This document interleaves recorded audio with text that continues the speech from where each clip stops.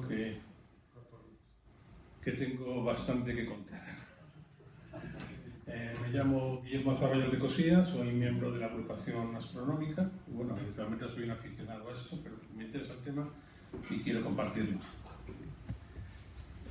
Esta charla va a ser sobre astronáutica, va a ser sobre cohetes. Va a tener varias partes. En la primera parte vamos a ver un poco lo que es la tecnología de cohetes, muy a grosso modo, para que entendamos de qué estamos hablando. Una segunda parte va a ser la historia de la astronáutica y una tercera parte va a ser lo que está pasando ahora mismo, que es algo muy interesante. Estamos viviendo una verdadera revolución en la astronáutica. Y bueno, vamos a empezar poco a poco. Bueno, voy a hablar de cohetes, porque es la única forma que conocemos el momento de ir al espacio. Bueno, los cohetes surgieron en China alrededor del siglo XIII. Aquí hay algunos grabados. Fijaros en este, que es bastante sorprendente porque es como si pusiera muchos cohetes debajo de la silla. No sé si habrá pasado esto, sí, pero mal habrá acabado si es así. Sí, muy bien, porque desapareció. Y bueno, los fundamentos del cohete moderno, los fundamentos teóricos, lo hizo este ruso, Konstantin Tsiolkovsky, que todos los cohetes actuales se basan un poco en la teoría de él y en sus fórmulas. Y después, en 1996, esta persona, Robert Goddard, que era ingeniero, ya construyó los primeros cohetes de combustible sólido, que son los que se usan básicamente para el espacio.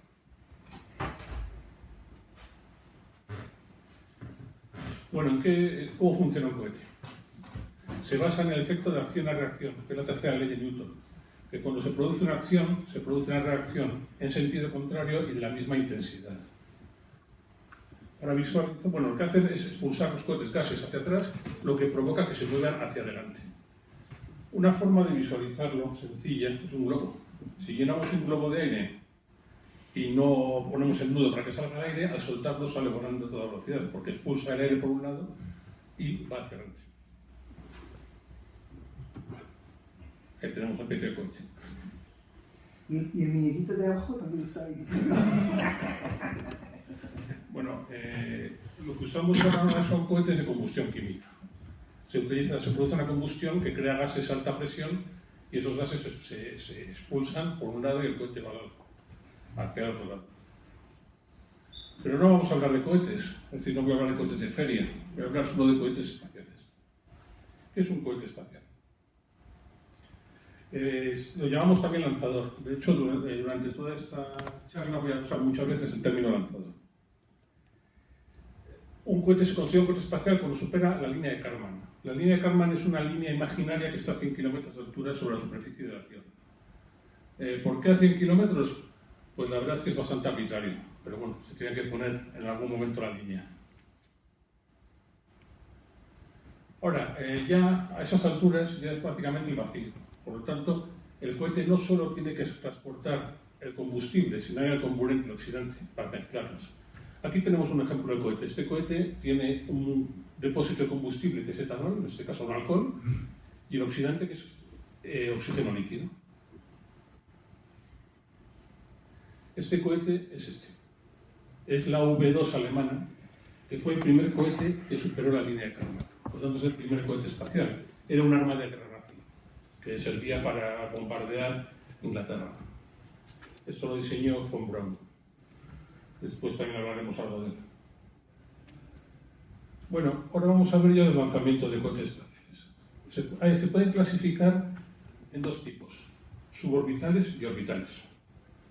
Entonces tenemos aquí un puerto espacial y el cohete despega verticalmente. Entonces, ¿qué pasa cuando se le agota el combustible? La única fuerza que actúa como él es la gravedad. Por lo tanto, inmediatamente cae. Para no descender debería alcanzar lo que se llama la velocidad de escape, que está sobre 40.000 km por hora. Eso tiene que ser un cohete gigantesco. En este caso, pues no es tan grande. Bueno, un ejemplo de cohete suborbital. Este es un cohete de la compañía Blue Origin, que lo usan pues, para turismo espacial.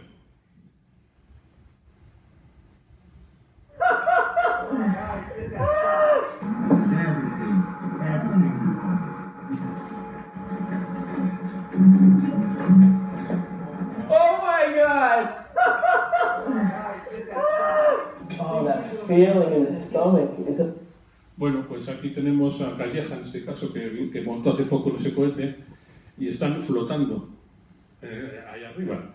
¿Por qué están flotando? A esos 110 kilómetros de altura, es decir, este supera la línea de Kármán por un poquito, por tanto es un cohete espacial. La gravedad en ese punto es un 98% de la superficie, es exactamente igual que la de superficie. Por lo tanto, no flotan por eso. Flotan porque están en caída libre. Es como cuando cogemos un ascensor y en el primer momento parece que perdemos peso. O en atracciones de feria, que no hay montañas rusas o similares. Pues básicamente esto es una atracción de feria para millonarios. Lo que hace es generar el cohete sube para arriba, empieza a caer, y mientras empieza a caer hay una sensación de ingravidez. Pagan más de $500,000 por 3 minutos de ingravidez. Se podía hacer una forma más barata con un avión, pero bueno. Y también poder ver la curvatura de la Tierra a través de la ventana. Bueno, vamos a seguir con los lanzamientos. Vamos a imaginar un lanzamiento suborbital, pero vamos a cambiar algo. El cohete despega verticalmente, pero después va e empieza a hacer un movimiento lateral, siguiendo la curvatura de la Tierra, siguiendo la superficie. ¿Qué pasa cuando se apagan los motores? Sobre él actuarán dos fuerzas. Tenemos, como antes, la fuerza de la gravedad, pero hay otra fuerza nueva que se debe a la inercia, que es una fuerza aparente que se llama fuerza centrífuga. La fuerza centrífuga tiende a llevarla hacia arriba. Esto lo podemos visualizar si cogemos un cubo de agua y empezamos a dar vueltas, el agua no se cae. ¿Por qué? Porque la fuerza centrífuga, el agua haría que se fuera contra el fondo del cubo y no se caería. Pues es el mismo principio. El agua está girando. En este caso la velocidad es insuficiente, la fuerza centrífuga le lleva para arriba, la de la gravedad para abajo, pero como la gravedad es mayor, termina cayendo. Más lentamente que el otro, pero termina cayendo. Sigue siendo un vuelo suborbital. Y vamos con el tercer supuesto, que ya es el vuelo orbital. El cohete despega, actúan sobre las dos fuerzas que antes. Ahora, la velocidad es mayor, por lo tanto la fuerza centrífuga es mayor. Y en este caso hemos conseguido igualar la fuerza de la gravedad. Entonces, si es suficiente, será igual que la fuerza centrífuga aparente y permanecerá en órbita. Estará dando vueltas ya indefinidamente, sin necesidad de motores ni de nada. Para conseguir esto hace falta aproximadamente una velocidad de 27.000 km por hora o mayor. Cuanto mayor sea la velocidad, podemos seguir una órbita más alta. Bueno, entonces vamos a hablar del concepto de microgravedad. Aquí tenemos la Estación Espacial Internacional, que es un objeto que está en órbita. Está a unos 400 kilómetros de altura, orbitando la Tierra, y es un laboratorio en que hay una serie de astronautas viviendo en él. Da vuelta a la Tierra a unos 28.000 kilómetros por hora, por lo tanto ya es mayor que la velocidad orbital, por lo tanto permanece en órbita. La gravedad a esa altura es aproximadamente un 88%, casi un 90% de la superficie, por lo tanto la gravedad es prácticamente la misma que en la superficie. Sin embargo, pues bueno, la gente la vemos flotando, pero es por el mismo principio que antes. Estar en órbita es como una caída libre continua, o si lo vemos de otra forma, es que a los astronautas le afecta la fuerza centrífuga y la gravedad y se igualan. Y entonces parece que tiene sensación de ingravidez, pero no es que no haya gravedad, es una sensación simplemente. A esto le llamamos microgravedad.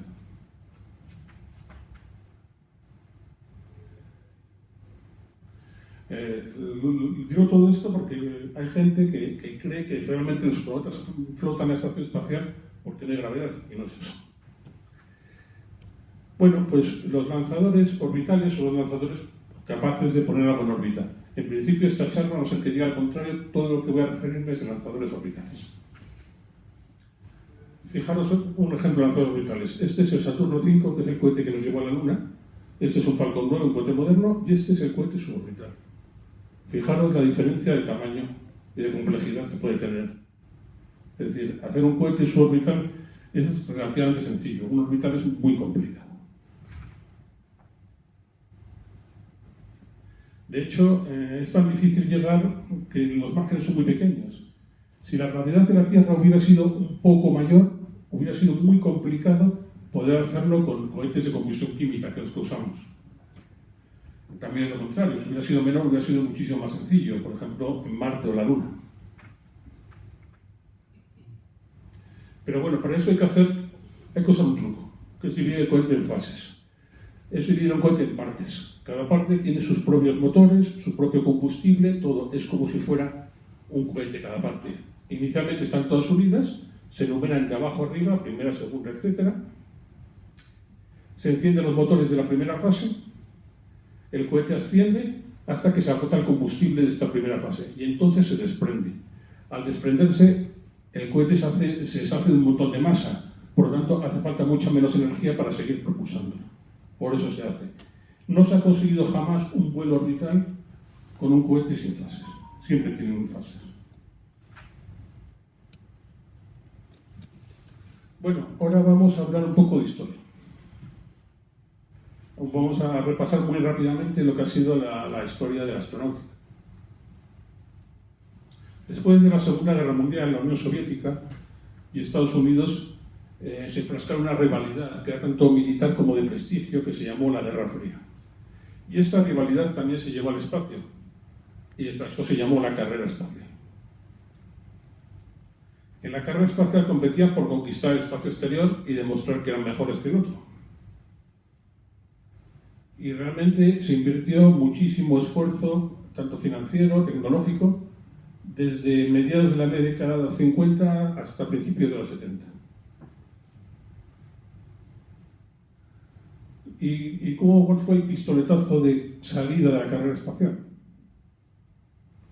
En 1957 la URSS puso el primer satélite artificial en órbita.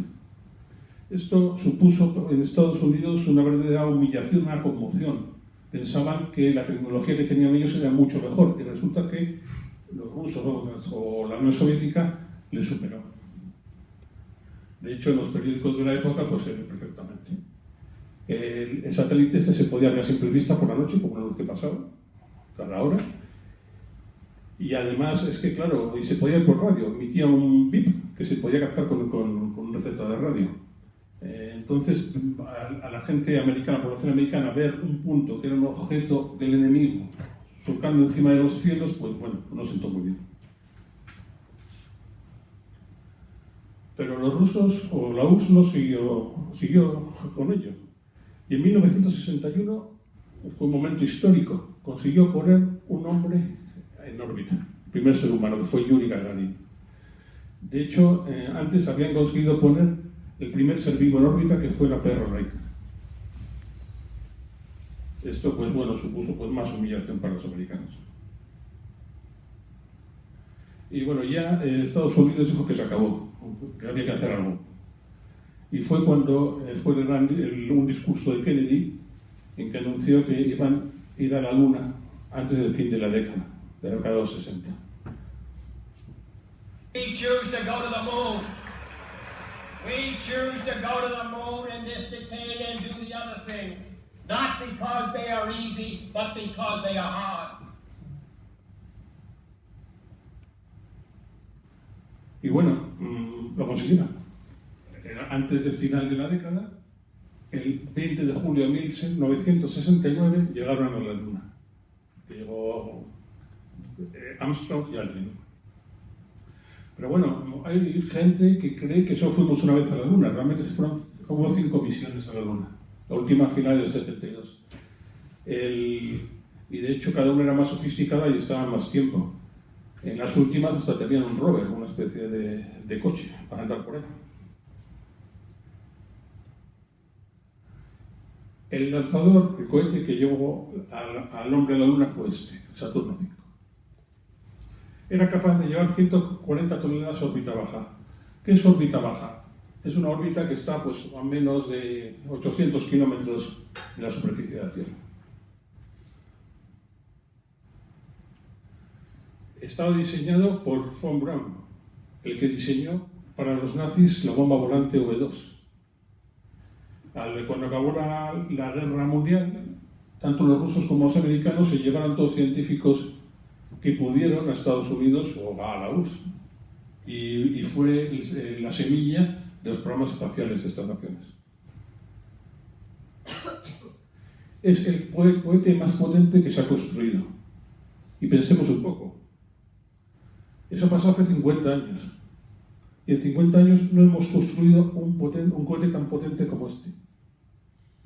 La verdad es que si se piensa un poco es sorprendente. ¿Quién hubiera dicho a la gente que vio el Saturno V que en 50 años después no tendríamos un cohete tan potente en todo este tiempo?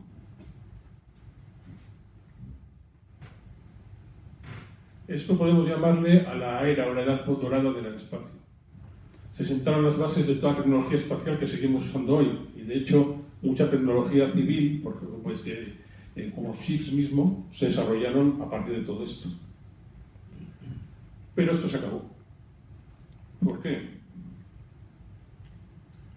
Las inversiones eran, nunca mejor dicho, astronómicas.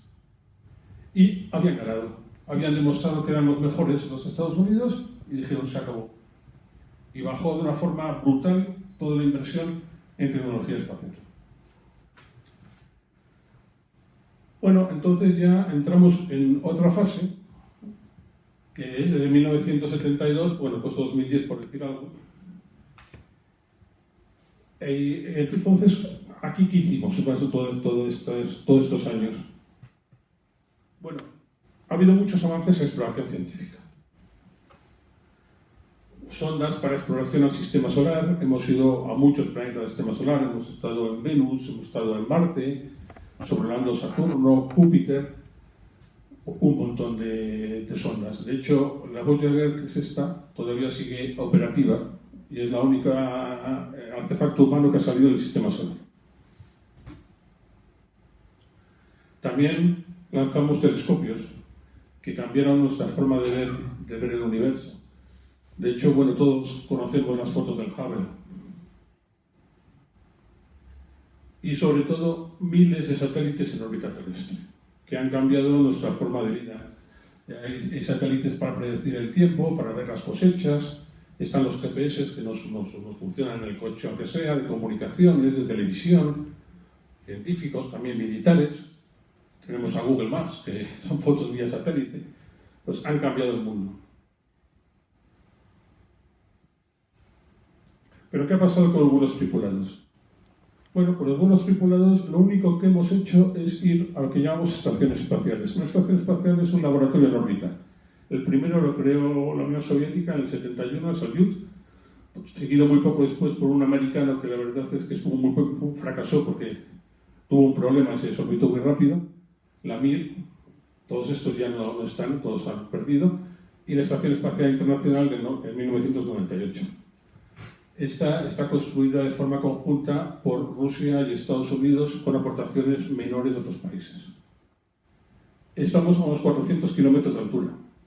En comparación, la Luna se encuentra a unos 400.000. Es decir, básicamente desde entonces lo que hemos subido 1000 veces menos que lo que se consiguió cuando el hombre fue a la Luna. Se paró un poco el tema de los viajes espaciales humanos. Estos son los principales lanzadores de toda esta época. Varios de ellos realmente tienen su origen en la propia carrera espacial y son evoluciones de ello, y nada más. Y todos tienen algo en común. Todos son desechables. Se destruyen en cada vuelo. Son trastos realmente muy caros y los vuelos espaciales en esta época podían costar perfectamente, muchos de ellos, cientos de millones de dólares. Es como si estrenamos un avión y lo tiramos después de usarlo por primera vez.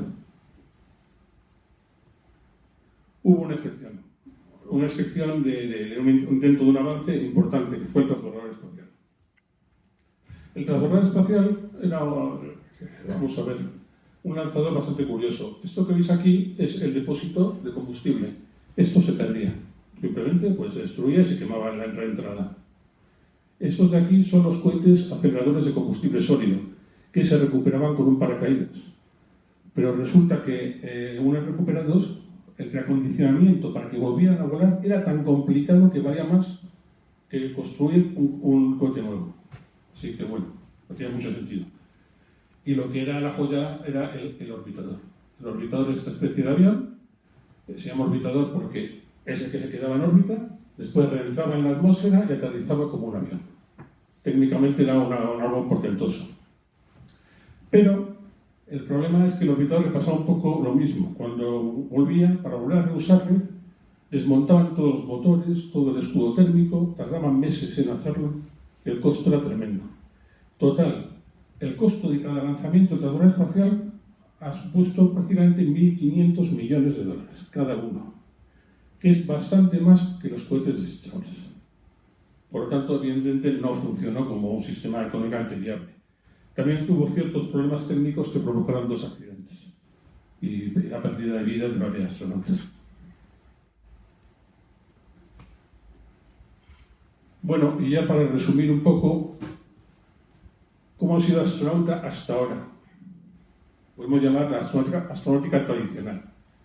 Era principalmente gubernamental. Solo los gobiernos tenían tanto dinero y medios como para lanzar todos estos cohetes. Por lo tanto, era lo que lo hacían. Era la NASA, Roscosmos, la ESA o lo que sea.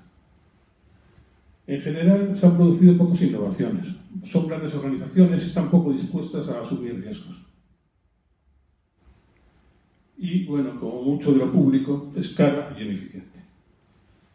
No hay incentivos para reducir costos reales. Les pagan al gobierno, así que, bueno, es dinero gratis. Y hay muchos subcontratistas. Que significa que el cohete, pues los motores los fabrica uno, la electrónica otro, etcétera, muchas cosas. Pero muchas veces no por razones técnicas, muchas veces por razones políticas. Cuando construían el transbordador espacial, muchos estados querían participar y llevarse parte de la tostada. Lo mismo pasa en Europa, etcétera. Bueno, creo que hemos comentado ya. No ha habido ningún avance en el acceso al espacio por humanos más allá de la órbita baja en los últimos 50 años. Mucha gente me ha preguntado que por qué no se ha vuelto a la Luna en 50 años. Bueno, pues estas son un poco las causas.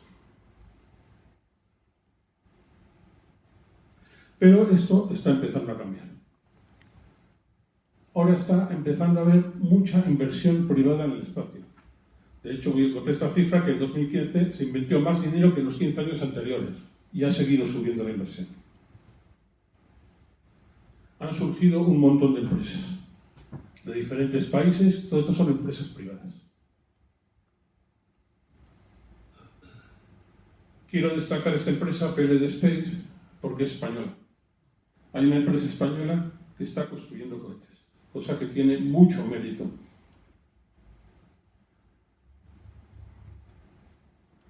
El cohete se llama Miura, muy ibérico. Y tienen 2 cohetes básicamente, el Miura 1, que ya lo lanzaron y funcionó. Tuvo un solo vuelo de momento, pero funcionó correctamente el vuelo de prueba. Y ahora están desarrollando el Miura 5, que ya es un lanzador orbital capaz de poner 1 tonelada en órbita. Ellos dicen que quizá este año pueda despegar. A mí me parece muy optimista, yo creo que será más tarde. Bueno, pero el que lanzó todo esto y el que revolucionó toda la industria del espacio fue esta empresa. El resto de la inversión, casi toda, fue después de ver lo que eran capaces de hacer. Bueno, esta empresa fue creada en 2002 por Elon Musk. Cuando empezó a dar estas charlas nadie sabía quién era este hombre. Ahora creo que es bastante conocido y polémico. Y bueno, y ha transformado básicamente toda la industria espacial a nivel mundial. Y vamos a ver cómo. El objetivo de esta empresa es muy curioso. Es convertir a la humanidad en una especie multiplanetaria. Y están hablando en serio. Es decir, esto es lo que dice la gente que trabaja allí y a todo el que quiera escucharlo. ¿Qué significa esto? Piensan que si le pasa algo a la Tierra, sea por nuestra culpa, porque ese cambio climático, guerra mundial o Dios sabe qué, o lo que les pasó a los dinosaurios, que de repente venga un cometa o gigante, un asteroide y destruya nuestra civilización y quizá nuestra especie. Entonces, ellos piensan que sería mucho menos probable que pasara esto si estuviéramos en más de un sitio. Es lo de no poner todos los huevos en el mismo cesto. Y ellos piensan que sitio más adecuado como primera alternativa es Marte. Por lo tanto, el objetivo de SpaceX es posibilitar la colonización de Marte. Y realmente todo lo que hace SpaceX hay que considerarlo como paso para lograr dicho objetivo, porque si no, veis que hacen cosas que no tienen ningún sentido, si no les miras este ángulo. Y bueno, pues es un objetivo ambicioso y entonces esto ha traído a gente muy buena. A la gente que sale a la universidad van a esta empresa como locos, porque realmente son objetivos ambiciosos. Es la promesa de poder cambiar la historia. Y gracias a eso pues han hecho lo que están haciendo. Y bueno, pero ¿cuál es el problema de irse a Marte o a cualquier sitio? Pues que los costos eran astronómicos. Por lo tanto, la primera objetivo es una reducción drástica del costo de ir al espacio. Bueno, como filosofía de la empresa, es una empresa muy diferente a las tradicionales, es una empresa muy innovadora, no tiene miedo de probar métodos nuevos. Esto, vamos a ver, en la astronáutica tradicional, si algo funciona, dicen, pues lo usamos, porque funciona. SpaceX, en cambio, dice, vamos a ver, ¿hay una forma de hacerlo más barato o forma más eficiente? Y lo prueban, y se arriesgan. Aparte, tienen cambios constantes en el diseño. No diseñan todo desde el principio hasta el final, sino más diseñan por partes y según los resultados cambia el diseño a la siguiente parte. Incluso les ha pasado que de repente se les ha ocurrido que había una forma mejor anterior, han destruido lo que han hecho y han seguido desde ese punto. Y después diseñan y fabrican todo lo que pueden. Fabrican los motores, la electrónica aviónica, los sensores, los fuselajes, el software, tienen hasta sus propios materiales, sus propias aleaciones. Es decir, todo lo que pueden los fabrican. Bueno, y todo esto contrasta con la astronáutica tradicional, que es muy conservadora y no asume riesgos. Realmente, cuando empezaron a construir cohetes, realmente eran mucho más baratos de lo que había hasta entonces. Vamos a ver este lanzador, que es el que realmente ha cambiado todo, que es el Falcon 9.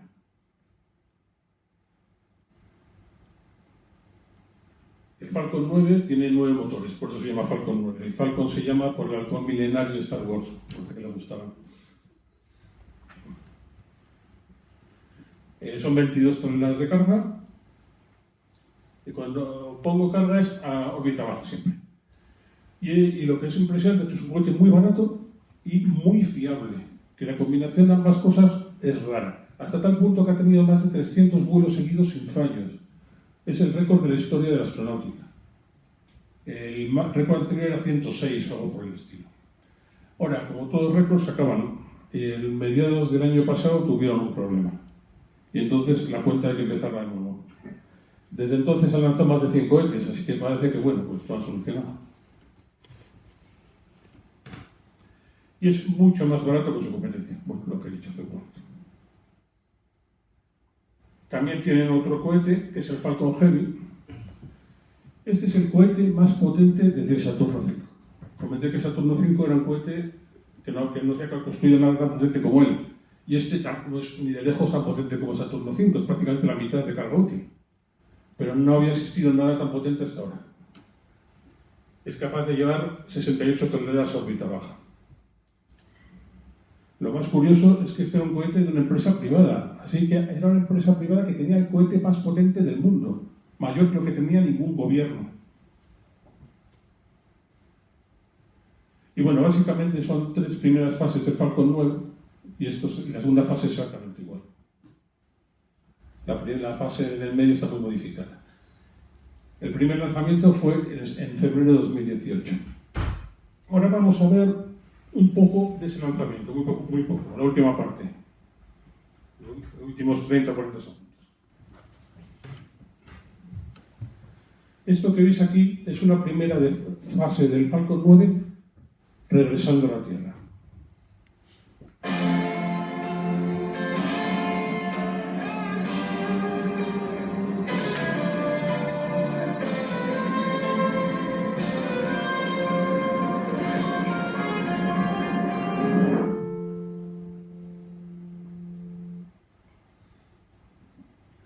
Bueno, hemos visto dos primeras fases que vuelven del espacio, después de haber dejado la primera fase en órbita, y aterrizan. Esto, antes de que lo hiciera SpaceX, cuando empezaban a intentarlo, muchos expertos decían que esto era imposible, que no tenía ningún sentido. Pues bueno, pues lo han conseguido. Y esto está cambiando las reglas. ¿Cómo lo hacen?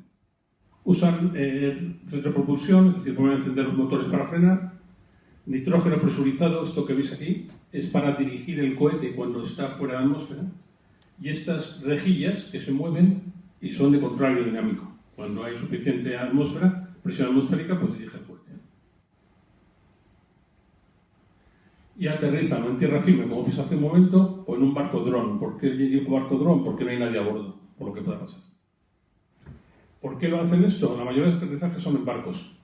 Cuando se lanza un cohete, como hemos visto antes, se lanza hacia un lado, siguiendo la superficie de la Tierra. Entonces se lanza hacia el mar, por razones de seguridad, porque si cae, pues que caiga en el mar.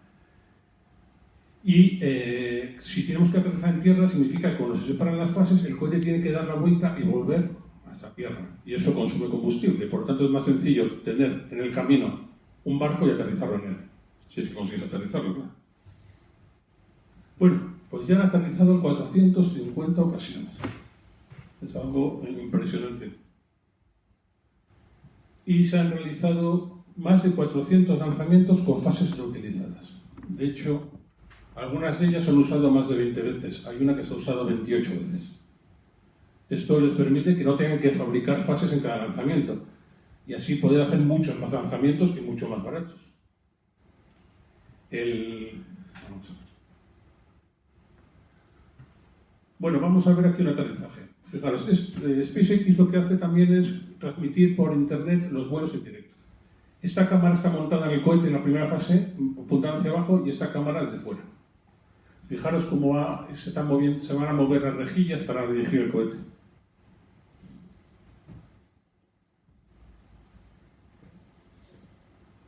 Incredible views from first stage coming down. Okay, one thing, when deployed.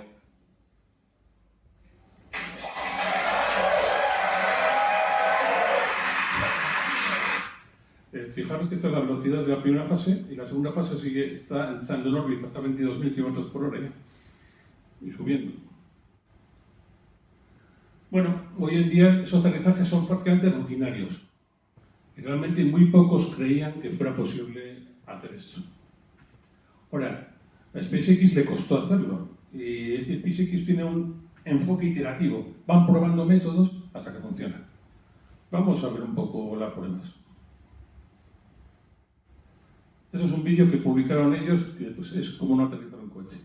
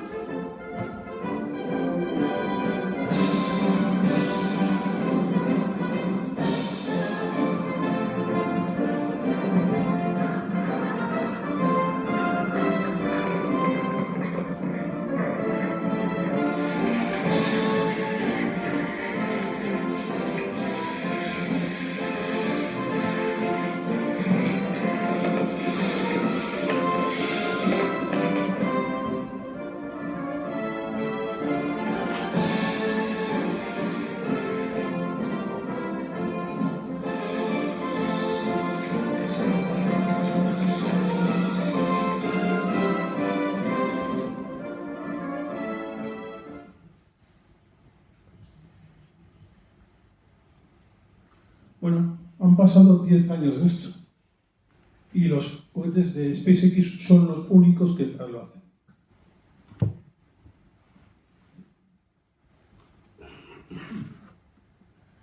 Quiero aquí que veáis un poco la escala. Aquí veis 2 personas. Y este es el cohete. Esto es casi como un campo de fútbol. Es decir, estamos hablando como Eso es como un edificio de 15 pisos aproximadamente. Así que imaginaos cuando estaban cayéndose y todo eso. Ahí están las personas. Bueno, pero SpaceX reutiliza esta parte, es la que recupera, la segunda fase. Esta parte de aquí, que es un poco la cubierta que hay del satélite, esto también se desprende y lo recuperan con paracaídas. Pero esta segunda fase se pierde, con sus motores, su electrónica y todo.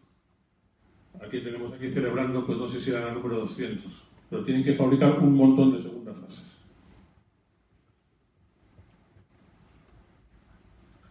¿Y qué ha supuesto esto? Vamos a ver ahora un gráfico del número de lanzamientos orbitales en todo el mundo en el 2024. Resulta que SpaceX ha lanzado más cohetes que todo el resto del mundo junto.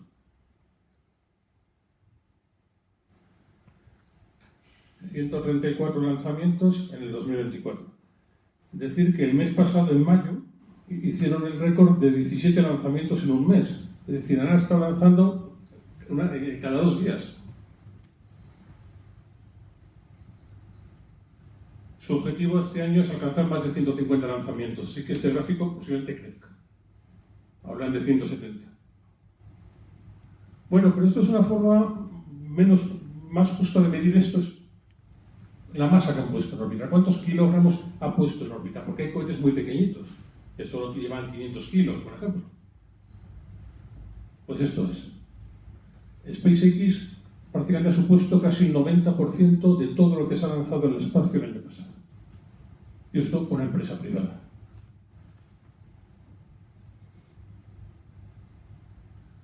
Bueno, aparte de los lanzadores, tiene otras cosas. Esta es una cápsula que permite transportar carga y astronautas a la Estación Espacial Internacional. También ha habido algún vuelo a gente privada que ha querido ir. Y bueno, actualmente es la única opción operativa que tiene Estados Unidos para lanzar astronautas. Digo operativa porque ahora hay otra cápsula de Boeing, pero está teniendo muchos problemas. Fijaros que antes de la cápsula esta de SpaceX dependían desde que jubilaron el transporte espacial, dependían de las cápsulas rusas. Pues imaginar la humillación que era y el problema que hubiera sido ahora con la situación que hay actualmente con Rusia. Son reutilizables. Y bueno, y otro producto que tienen es Starlink. ¿Qué es Starlink? Es una constelación de satélites. Esto permite tener internet de alta velocidad en cualquier lugar del mundo, y además con buena latencia. Es decir, algo es como la fibra óptica aproximadamente. Por ejemplo, yo si ahora tengo una casa en un pueblo y resulta que no tiene internet de alta velocidad, puedo contratar los servicios SpaceX, te dan esta antena, cuesta creo que 40 o 50 euros al mes y tienes internet de alta velocidad. Y si estás en el Ártico, pues lo mismo, en cualquier sitio del mundo. Y para ello han lanzado más de 7.000 satélites. En este momento es la entidad que posee la mayor cantidad de satélites en el mundo de operación. Y bueno, ya tienen muchos clientes, más de 5 millones de usuarios en este momento. Y bueno, esto hubiera sido total y completamente imposible sin el Falcon 9 y que hayan abaratado los costos de lanzamiento y que se pueda recuperar la primera fase para poner una cadencia de vuelo cada pocos días.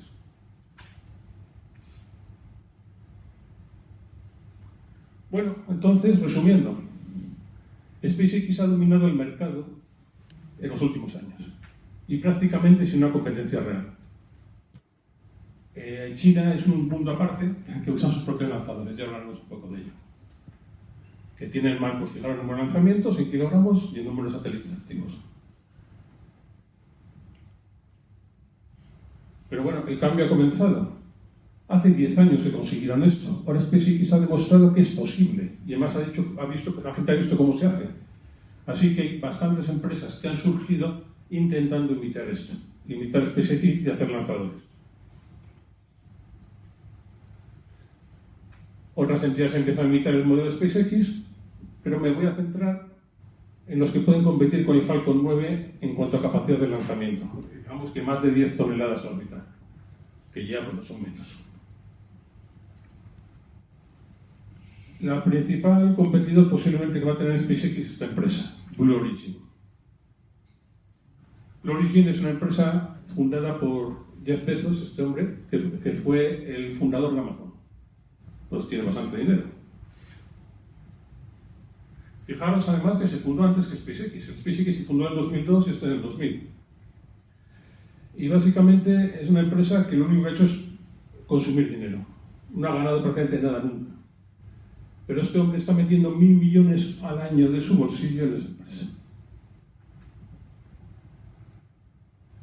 Y hasta ahora solo habían hecho vuelos suborbitales, el cohete de Calleja, con el cohete que se llama New Shepard. Pero bueno, esto va cambiando. Han estado desarrollando durante muchos años este cohete, el New Glenn, tantos años que la gente ya no se creía de que nunca fuera a salir, que es un cohete más potente que el Falcon, más curioso porque por ejemplo tiene aletas en vez de las rejillas, es un poco diferente. Este puede llevar 45 toneladas de carga útil, el doble que un Falcon 9, y además puede llevar un volumen mucho más grande, casi 4 veces más que el Falcon. Y la primera fase es reutilizable, como la de Falcon 9. Y bueno, este ya voló por primera vez en diciembre, ¿no? Fue en enero. Bueno, entonces en diciembre de 2024, en enero de 2025 creo que ha sido. Y el lanzamiento llegó a órbita, un lanzamiento con éxito. También intentaban recuperar la primera fase, pero no lo consiguieron, pero eso es normal en un primer lanzamiento. Y bueno, y además, en gran parte por las influencias de Bezos han conseguido contratos gubernamentales, entre ellos Artemis. Artemis es el programa de la NASA para ir a la Luna, que han conseguido un contrato para construir una cápsula que los astronautas van a aterrizar en la Luna, que se llama Blue Moon. Bueno, otra empresa, esto es muy interesante, Rocket Lab. Rocket Lab se fundó en nada más y nada menos que en Nueva Zelanda, por este hombre. Este hombre es autodidacta, no tiene estudios universitarios, y tampoco es que tenga que hubiera mucho dinero, pero le dio por intentar hacer una compañía de cohetes y lo hizo. En 2013 se trasladó a California para acceder a contratos de Estados Unidos, que es un mercado bastante mejor que en Nueva Zelanda, y crearon el cohete Electron, que permite llegar a órbita con cargas de 150 kilogramos. Es muy poca carga. Ahora esto tiene sentido porque hay satélites muy pequeños. Hay satélites que se llaman CubeSats que son de este tamaño. De hecho, creo que se podía dar una charla sobre la revolución que está viendo el mundo de los satélites y de los microsatélites. Entonces, por eso tenía sentido este cohete. Era un cohete, la verdad es que con muchas innovaciones. Está hecho de fibra de carbono y los motores tienen bombas eléctricas, cosa que no ha pasado nunca en ningún cohete. Y han realizado ya con éxito 60 misiones. Es decir, saben lo que están haciendo. Pero les surgió un problema. SpaceX inició un programa que se llama Transport, que lo que hacía es meter en un solo vuelo de Falcon 9 150 satélites, por ejemplo, a un precio bastante mejor que el que podría dar Electron. Por lo tanto, pues tuvieron un problema grave de que no tenían mercado. Y se pusieron a desarrollar esto, que es un cohete que se llama Neutron, un electrón y otro Neutron. Lleva hasta 13 toneladas a órbita baja, y, como siempre, la primera fase es reutilizable. El primer vuelo está previsto para este mismo año. No creo que lo consigan. Las fechas en astronáutica la verdad es que rara vez se cumplen. Pero bueno, el próximo año sí que pueden lanzarlo. Y otra empresa, esta hicieron también algo diferente. El objetivo era revolucionar la fabricación de cohetes usando impresión 3D. Esto que veis aquí es fibra de carbono, esa especie de robot que va colocando poco a poco la fibra. Y con este método hicieron el Terran 1, que era capaz de lanzar algo más de una tonelada, y tuvieron el vuelo inaugural en 2023, que casi llega a órbita. La verdad es que para un buen lanzamiento estaba muy bien, pero lo abandonaron el proyecto después del primer lanzamiento.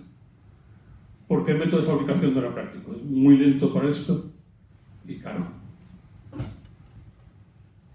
Y bueno, tuvieron algún problema económico y aprovechando las circunstancias, este hombre, Eric Schmidt, ha comprado gran parte de la compañía.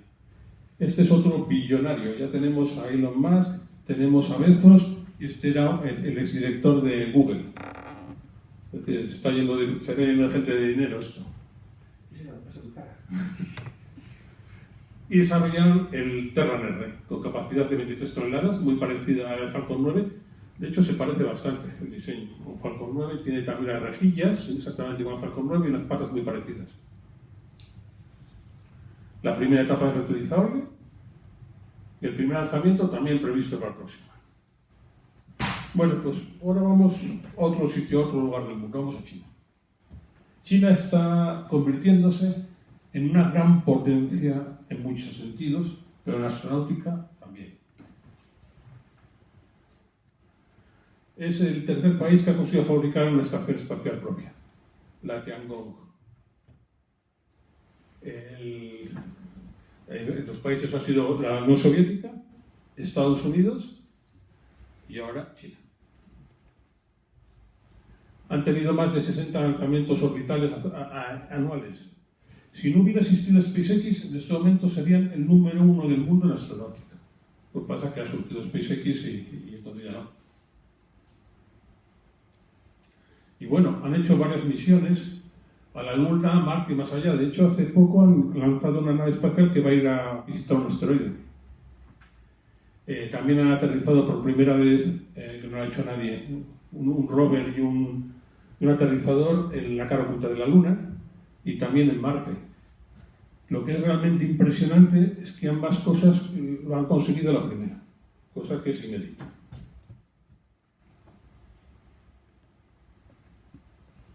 Y tiene en desarrollo un cohete que es el Larga Marcha 9, que en principio va a llevar más de 100 toneladas, puede que tantas como lleva Saturno 5. Se espera que entre en línea pues, a principios de la próxima década. Y bueno, ¿y por qué consiguen todo esto? Hay un apoyo sostenido en el tiempo y una estrategia espacial a largo plazo, cosa que es bastante más complicada de hacer en los países occidentales, que cambiamos de gobierno cada 4 años. Una de las pocas ventajas que tienen es que pueden planificar a largo plazo. Y creo que se van a convertir en los líderes. Y aparte, están empezando a aparecer un montón de empresas privadas, que las empresas privadas en China a veces están un poco difuminadas con las estatales, porque hay bastante apoyo estatal a las empresas. Por ejemplo, esta empresa que se llama Landscape está construyendo este cohete. Una cosa que los chinos no tienen ninguna vergüenza es de copiar las cosas. Fijaros que este cohete es exactamente igual que un Falcon 9. Me ha pintorrajeado un poco, pero vamos. Aquí tiene 9 motores, aunque aquí no lo veamos. Tiene las patas y aquí tiene las rejillas. Y tiene exactamente la misma carga. Y la primera etapa es reutilizable. Y el primer vuelo está previsto para este mismo año. Esto es una prueba que han hecho.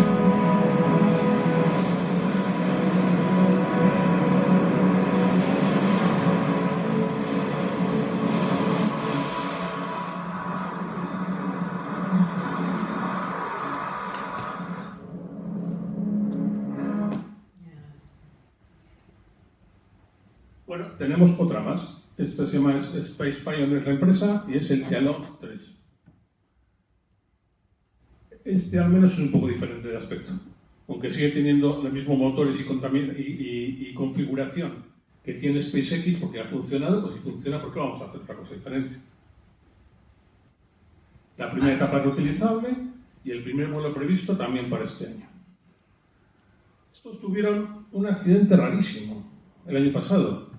Estaban haciendo una prueba con el cohete y es una prueba que se llama encendido estático. La idea es que el cohete se sujeta con unas pinzas al suelo y se encienden los motores para probarlos. Bueno, pues nadie sabe por qué, pero el cohete despegó. Y además estaban al lado de una ciudad, porque en teoría desde ahí no se podía despegar cohetes.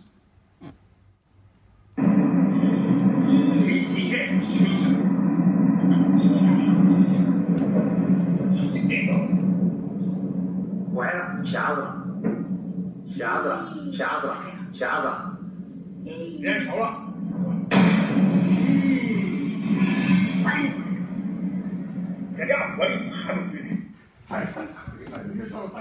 No sé si alguien sabe chino, pero no sé si están tuvieron suerte que no hubo víctimas, pero la ciudad estaba a nada, a 2 o 3 kilómetros. Bueno, aquí tenemos otro, el Palace, que bueno, es igual que el SpaceX. Exactamente igual si os fijáis. Solo que en negro, se han cambiado de color. 14 toneladas a órbita, primera etapa reutilizable y el primer vuelo previsto para este año. Y curiosamente también está haciendo otro cohete similar al Falcon Heavy, que efectivamente es muy similar. Vale, pues ya hemos visto las empresas que yo creo que pueden competir con las SpaceX, empresas chinas y empresas americanas básicamente. Pero ¿qué ha pasado con las antiguas potencias espaciales? Tenemos a Rusia. Rusia sigue siendo una potencia espacial, pero en declive. Cada vez tiene menos lanzamientos y menos cuota de mercado. El cohete que usa Rusia es el Soyuz, que es este. Que está basado en el Soyuz original, que es este. Si veis, es básicamente el mismo cohete. La cápsula que usan es la Soyuz para llevar astronautas, que fue creada en 1967. Básicamente están funcionando con tecnología que tiene 50 años. Evidentemente tiene evolución, han cambiado, por ejemplo, electrónicos similares, pero lo básico es ello. Curiosamente, como se estancó un poco el tema de evolución de los lanzadores durante mucho tiempo, pues podían competir con esto perfectamente. Pero ahora es diferente. ¿Y qué pasa con Europa? Bueno, Europa ha sido una potencia de lanzamientos comerciales que llegó a tener 60% de cuota de mercado comercial mundial durante la década de los 90, con el cohete Ariane 5. Ahora tienen un 2%. El gran problema es que han apostado por un diseño tradicional. El cohete que acaban de fabricar y que acaban de inaugurar es el Ariane 6. El Ariane 6 es un cohete desechable, basado en la tecnología de siempre y con la filosofía de siempre. Y es una pena, porque cuando empezaron a diseñar este cohete, SpaceX ya había conseguido aterrizar una primera fase, pero no dio importancia. Decían que económicamente no era viable o cualquier otra razón. Por lo tanto, no hay ningún lanzador reutilizable operativo. ¿Y qué hay en desarrollo? Existen varios en desarrollo, como el Miura 5 que hemos comentado antes, pero son lanzadores muy pequeños, de menos de 1 tonelada de órbita. Por lo tanto, no pueden competir con cosas como los Falcon. Y lo peor es que no hay ni siquiera en proyecto algo que se pueda construir en esta década. Así que vamos a seguir así.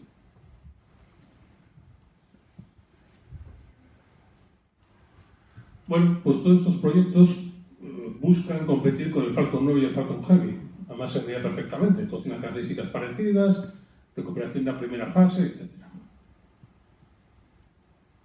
Y no tienen nada fácil. Los Falcon 9 son cohetes muy fiables, ya establecidos, muy baratos, pero bueno, pues pueden intentar competir.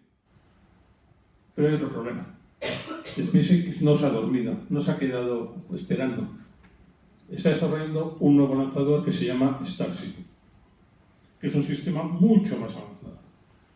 Es un nuevo salto tanto en tamaño como en coste de lanzamiento y el ritmo, que cada tanto tiempo puedes lanzarlo. Vamos, es como si la competencia estuviera en el pasado y SpaceX ya construye el futuro.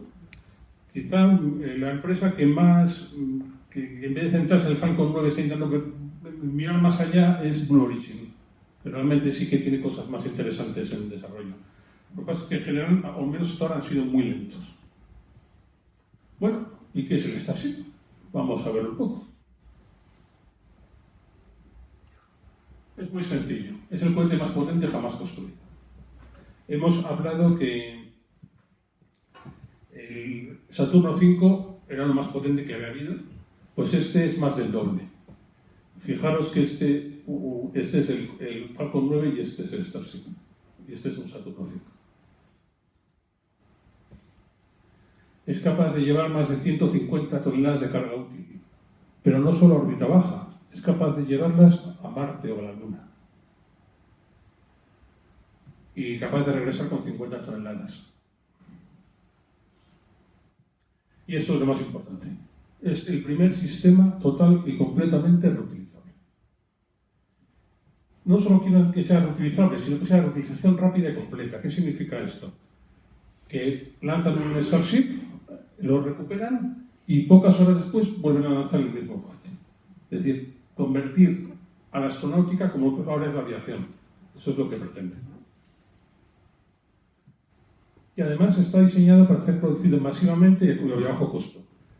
Han construido una fábrica en el sur de Texas y están construyendo otra en California, no, en Florida, que pretende construir cientos de Starships al año. Ellos, su objetivo es 1000, no creo que sean tantos, anuales. Y estamos hablando de un cohete reutilizable. ¿Para qué queremos 1000 cohetes al año si es reutilizable? La respuesta es lo que es SpaceX, Marte.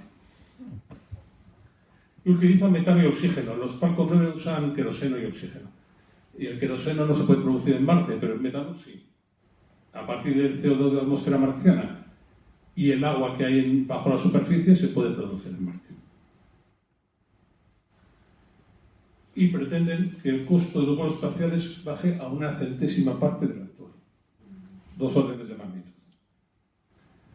Fijaros que construir este cohete es más barato que construir un Falcon 9, porque es de acero inoxidable, que es mucho más barato que las relaciones de aluminio del Falcon 9. Está pensado para que sea barato.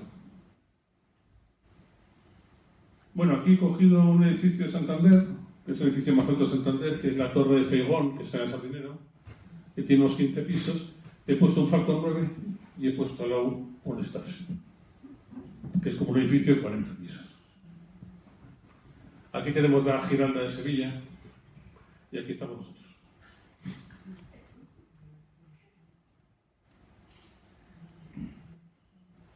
Bueno, es un cohete en 2 fases. La primera fase se llama Super Heavy, super pesado. El perfil de vuelo cuando vuelve es muy parecido al del Falcon 9. Tiene las rejillas que tenía y los chorros de gas, etc. Tiene 33 motores Raptor 2. Es una verdadera barbaridad, es que no cabe más. El empuje de estos motores y lo que son capaces de levantar al despegue supera las 7.000 toneladas. Es una verdadera barbaridad. Y la segunda fase se llama Starship. Para fastidiar un poco y complicar las cosas, se llama igual que el lanzador entero. Bien, lo que hemos dicho, que es capaz de llevar o traer 150 toneladas y es capaz de aterrizar verticalmente en la Tierra, en Marte o en la Luna. Para despegar desde la Tierra necesita el Super Heavy, la primera fase, pero para despegar desde Marte o desde la Luna no hace falta, porque hay mucha menos gravedad.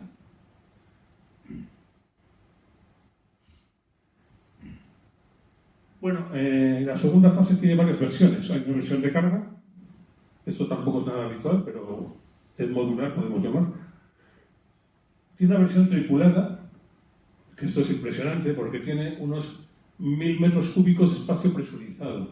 Esto es equivalente a todo el espacio que tenemos ahora en la Estación Espacial Internacional. Esto no lo ha publicado SpaceX, son aficionados, pero bueno, aquí mira, han puesto 6 pisos con camarotes, etc. Lo que puede caber dentro de esta nave. Y después esta versión de repostaje. ¿Os acordáis que antes os dije que podía llevar más de 150 toneladas a órbita baja, pero también a Marte? ¿Cómo será posible? Esta es la razón.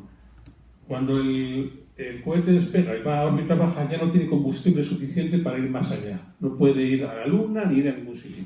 Entonces, para conseguirlo, sube otro Starship que se acopla a él y le pasa combustible. Y esto normalmente hay que repetirlo varias veces. En un viaje a Marte posiblemente habría que repetirlo unas 8 veces.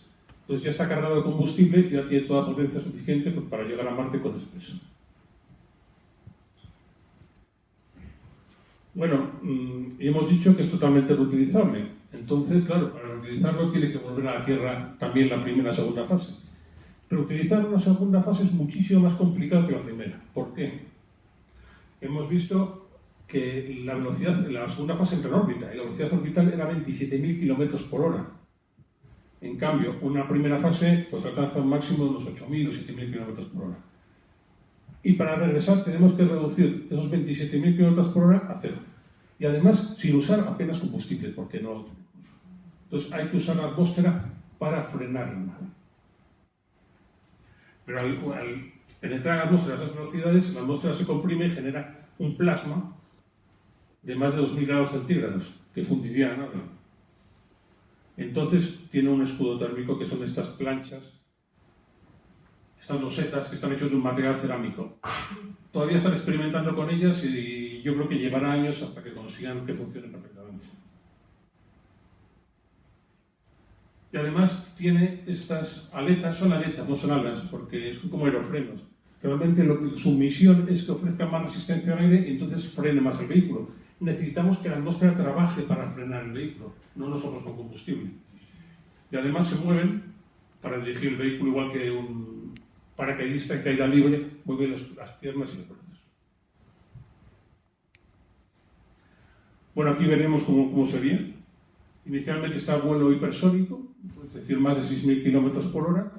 Se pone totalmente perpendicular a la trayectoria para que ofrezca la mayor resistencia posible. Está ahí unos 15 minutos y después está a vuelo supersónico. Aquí ya es cuando más resistencia hay del aire, en cuanto a velocidad aire, es cuando más sufre la nave. Y bueno, y sigue frenando, y cuando llega encima del lugar de lanzamiento, que está en vuelo supersónico, está en vuelo subsónico, está debajo de la velocidad de sonido, debajo de 1.200 km por hora, se pone totalmente horizontal y cae a plomo. Y cuando quedan solo 250 metros, que solo está, ya la velocidad es solo 300 km por hora, fíjate que han reducido de 30.000 a 300, en últimos segundos se pone horizontal y aterriza. Si falla esta maniobra, podéis suponer lo que pasa.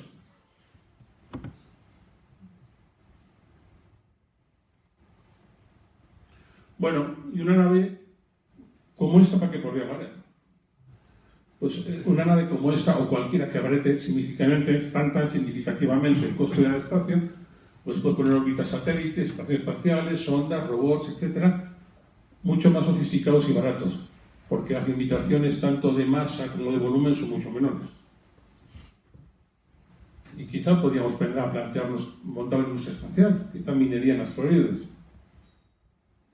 vuelos tripulados a órbita, a la Luna, a Marte, y eso es otra cosa que han comentado. La posibilidad de suele para transportar pasajeros de 2 puntos de la Tierra. Es coger la nave, despega, hace un vuelo suborbital y vuelve a entrar. Y entonces podríamos ir, por ejemplo, de Nueva York a Londres en 30 minutos. Bueno, ¿y en qué estado está esto? El desarrollo de Starship llevan 6-7 años y la verdad es que ha sido bastante entretenido seguirlo. Ha habido muchas explosiones, accidentes, muchas pruebas, estas cosas raras que vuelan. Y ya se ha construido una fábrica y una base de lanzamientos. Fijaros que en la fábrica tienen aquí un póster que es una estación en Marte. Y aquí tenemos la fábrica es esta, y esto es el sitio de lanzamiento. Y de hecho, hace poco se ha convertido en una municipalidad. Es un nuevo municipio de Estados Unidos que se llama Starbase, base estelar. Y bueno, el vehículo se encuentra actualmente en fase de prototipo. Han realizado varios vuelos de prueba con diferente suerte, 10 hasta la fecha. Vamos a ver un resumen del vuelo 7 que fue el mejor. Puedo hablar un poco de ello.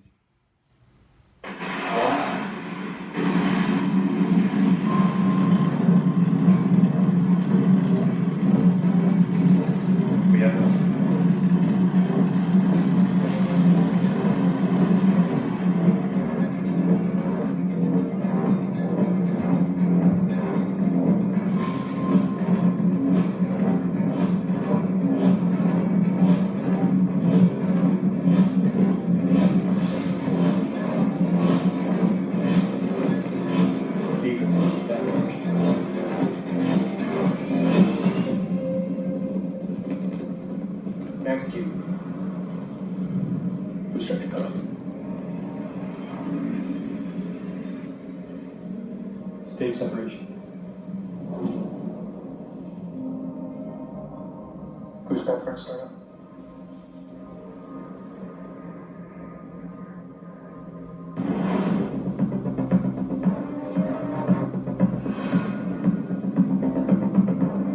Un edificio de 40 pisos.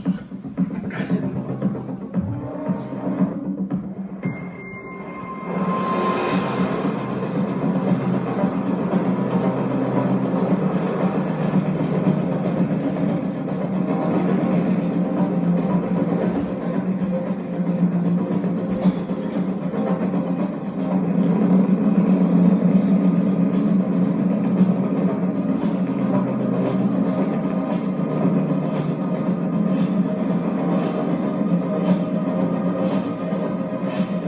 Landing for shutdown. Next hill and off the booster.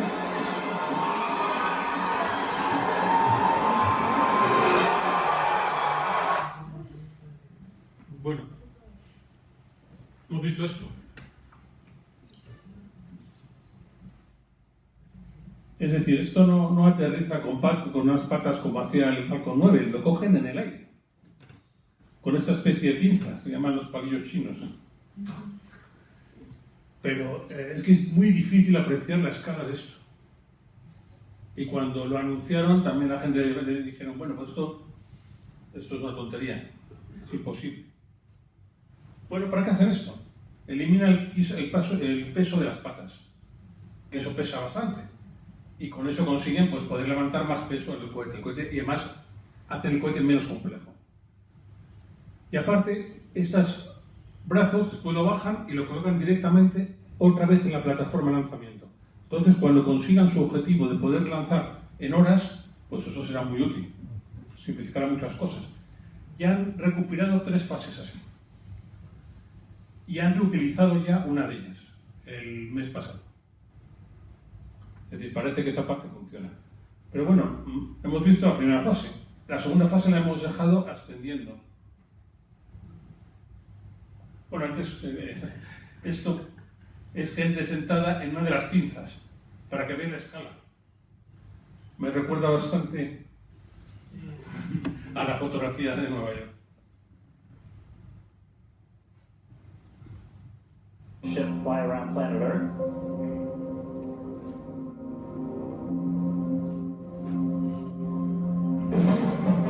Esta es la reentrada con el plasma. Drops now has control of the vehicle.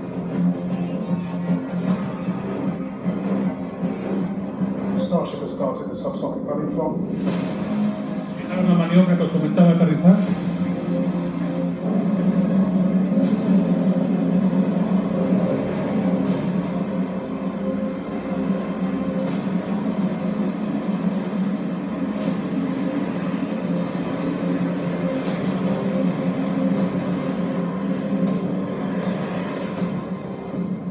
Starship has landed.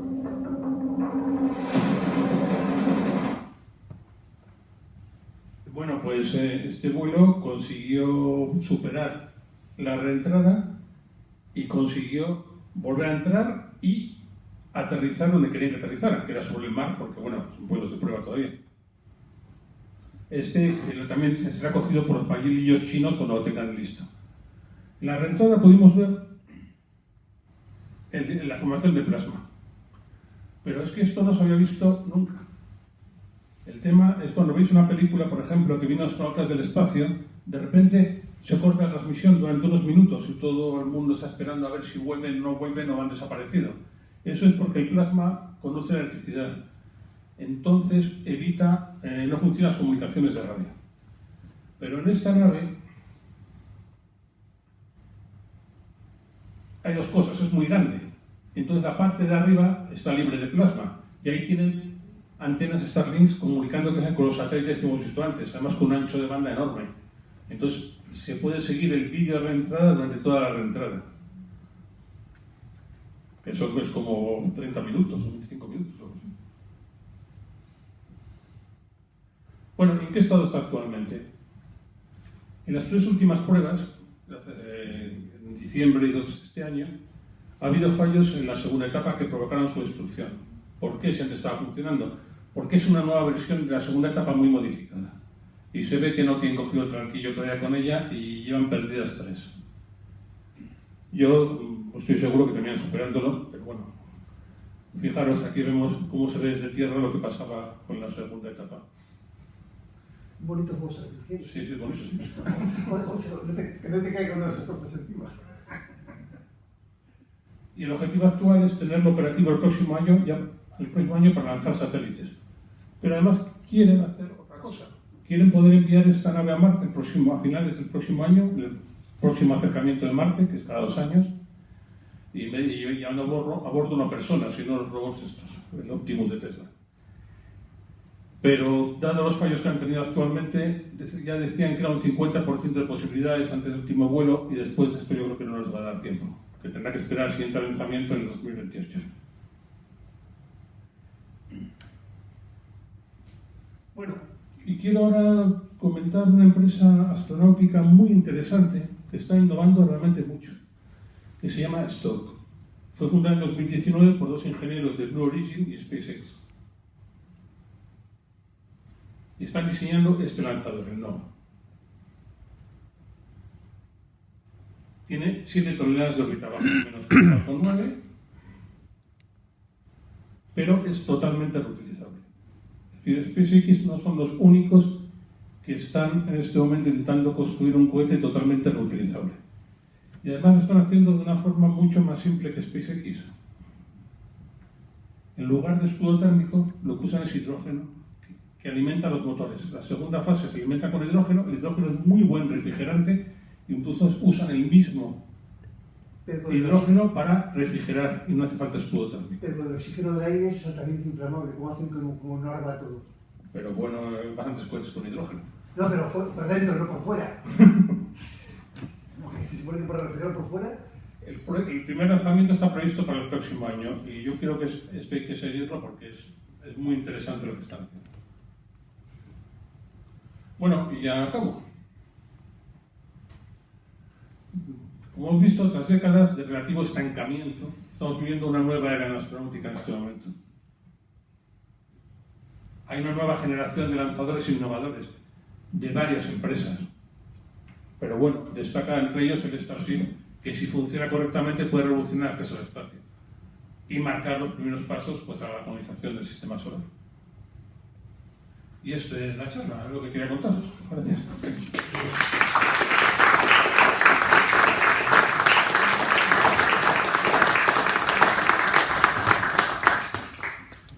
Si tenéis alguna pregunta... El último cohete dice cómo se supone que funcionaría. O sea, el hidrógeno estaría por dentro o por fuera, ¿cómo hacen para refrigerar ese caliente? No está todo claro, pero creo que tiene pequeños poros que va saliendo el hidrógeno por él. Y entonces enfría toda la zona. El problema que veo es como impedir que eso... Lo veremos, pero bueno, es posible que también tengan conductos internos, no lo sé. Bien, bueno, enhorabuena, me ha encantado, está muy bonita. Gracias. Oye, ¿cómo haces en ese esquema que hiciste de la acción del cohete para llevar los cohetes que están a los geoestacionarios a 36.000 kilómetros de altura? ¿Tiene que llegar hasta allí el lanzador? Sí, vamos a ver. Por ejemplo, a esa altura, ¿cómo? Sí, aquí os estoy hablando de órbita baja, pero aquí yo puedo, muchas veces cuando ves un cohete te dan los datos. Puedes levantar tanto esa órbita y tanto hasta geosíncrona, tanto hasta geoestacionaria. Muchas veces incluso lo que hacen los cohetes, que sí que lo hace mucho, es dejar los satélites en una órbita más baja que la estacionaria y los propios satélites tienen un motor de combustible que va ascendiendo. El Falcon Heavy, por ejemplo, sí que es capaz de llevar cohetes hechos con militares directamente a órbita geoestacionaria. ¿De acuerdo? Hace falta evidentemente más combustible y más potencia, pero no tiene más. En el caso del Starship necesitarían repostar el Starship, si no, no podría hacer. Y si no, me repite los la segunda es, ¿hay estudios, se sabe que si el viaje a Marte es imposible para un ser humano, para un robot, igual que nosotros, ¿no? Me refiero, generaremos un cáncer posiblemente de llegar por la radiación gamma solar. Sí, pero hay formas de protegerse y a fin de cuentas tenemos cierta experiencia con la Estación Espacial Internacional. Por ejemplo, pues está hablando de poner agua en las paredes, pero evidentemente recibirán radiación. Los cálculos que hay es que se puede aguantar suficiente, evidentemente es radiación. Yo creo que un problema que tenemos aquí es que SpaceX se está centrando mucho en el transporte, pero creo que hay muchos problemas que hay que resolver antes de que podamos hacer algo en Marte realmente. Pero bueno, ahora cuando vuele el primer Starship, y yo creo que se ha medido la radiación cuando están volando otros, pues es soportable, y de hecho lo que suelen poner es un búnker para en caso de que haya pues actividad solar o similares que puedan alcanzarlo, y en ese momento pues, se meten todos allí. Eso lo hacen también la Estación Espacial Internacional. Pero estamos en más bajas, quiero decir, esto hay que ir afuera de... Sí, pero bueno, yo creo que cuando más radiación pueden recibir quizás sean los cinturones de Van Allen, pero después hay menos. De acuerdo, excepto que haya radiación solar. Ahora, el problema es que son 5 o 6 meses de viaje. Es ionizante, es decir, rayos gamma que cualquier ser vivo le van a inducir un cáncer probablemente, muy probablemente. Parece ser que no es para tanto, parece ser, pero bueno, ahora creo que no es. Vale, gracias. Últimamente se habla mucho de los materiales antigravitatorios. ¿Se piensa en algo para los cohetes o no? De momento, la teoría aceptada de la física dice que eso no existe. Entonces, evidentemente sería maravilloso. Sí, se está trabajando sobre ello, ¿no? Para el ferrocarril de levitación. No, pero eso es otra cosa, es levitación magnética. Entonces lo que hacen es en la vía, pues pones un campo magnético, pues o imanes, o electroimanes, y entonces levita sobre ellas. Pero necesitas que esté la vía ahí. No vale en medio del... Pero no hay materiales ya antigravitatorios, ¿no? No, eso no existe, y de hecho te digo que la teoría aceptada actual dice que no puede existir. Si alguien lo descubre sería lo ideal. No haría falta esta forma tan bruta de hacer las cosas. Bueno, pues entonces, pues muchas gracias. Esperemos que si no se arruina, ¿no? Como el Tesla. De momento las acciones, las acciones de Tesla en este momento están muy altas. Ya, otra vez. Sí. ¿Dice que se retiró de la política? Los Starlinks dan muchísimo dinero a SpaceX. Esa va a ser la gran fuente de financiación para eso. Los Starlinks. Muy bien.